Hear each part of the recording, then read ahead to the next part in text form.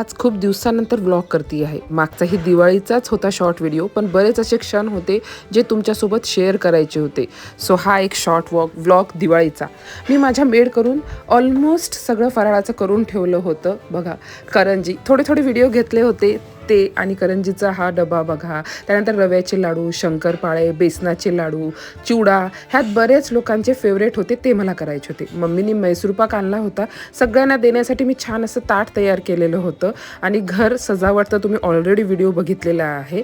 यावेळेसची दिवाळी आमच्यासाठी खूप स्पेशल होती, कारण आमच्या बाळाची पहिली दिवाळी होती, तर आम्हाला ती स्पेशल करायची होती. त्यामुळे माझ्याकडे सासर आणि माहेरचे दोन्ही लोक आलेले होते.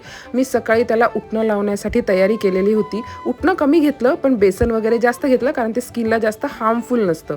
त्यानंतर आम्ही त्याची आंघोळ झाल्यानंतर ओवाळणीची तयारी केली होती. हा दिवाळीचा त्या दिवशीचा व्हिडिओ आहे. त्यानंतर त्याला ओवाळलं. तो नीट बसत नव्हता, तर मिठी त्याला घेऊन बसली होती, जेणेकरून त्याला नीट ओवाळता यावं. त्यानंतर संध्याकाळची वेळ झाली, सगळे पाहुणे आले, मी रांगोळी काढलेली होती. आणि त्यानंतर पूजेची सगळी तयारी माझ्या जाऊबाई, ताई आणि मम्मीनी केलेली होती. तोपर्यंत मी बाळाची आणि बाकीची तयारी पण करत होती.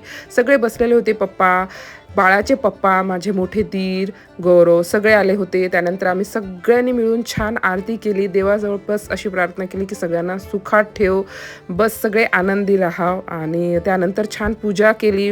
खूप सारे फॅमिली फोटो काढले, खूप छान फटाके पण उडवले. आणि त्यानंतर दुसऱ्या दिवशी जाऊबाईंनी त्याला उठणं लावायचं होतं बाळाला, तर ते लावलं. त्याच्यानंतर त्याची ओवाळणी केली, मी पूजा केली. ती पूजा पूर्ण काढायची होती.